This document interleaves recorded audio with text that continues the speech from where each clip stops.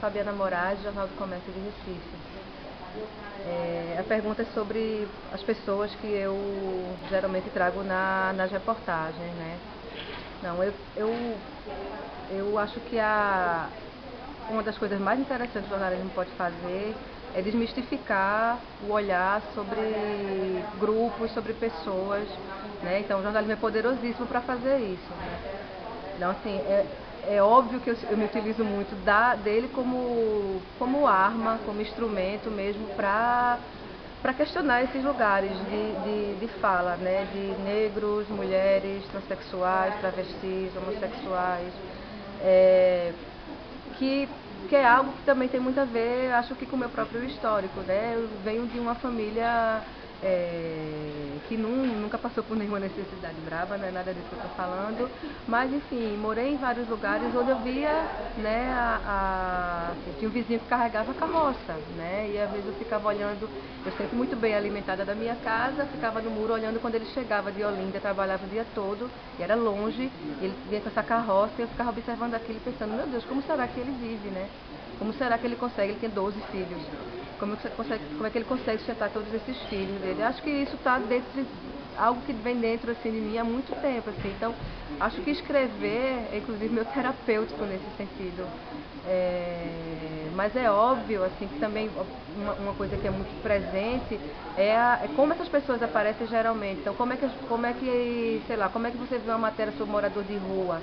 Então, eu lembro de uma matéria do Jornal do Brasil, eu acho, que é assim, os moradores de rua invadiram a casa e os vizinhos estavam incomodados porque eles estavam destruindo a casa. Então o problema era a casa, não era cuidar do morador de rua, sabe? Então eu acho que a gente precisa tirar o morador de rua nesse caso, assim, o foco tem que ser ele, não é a casa. E aí acho que o meu trabalho ele acaba sendo muito nesse sentido, assim, né? De olhar mais esse aspecto do humano mal representado, né? Fabiana, como é que tu faz para não se envolver ou você se envolve nas histórias? Como é para separar ou não Não separa? separa, né? Assim, não separa. Assim. Claro que você procura dar um passo atrás, ficar um passinho atrás, assim, ali, mas não pode virar uma relação caseira, isso é óbvio, não pode virar uma relação caseira, sabe, de chegar e dizer, ah, faz isso, toma.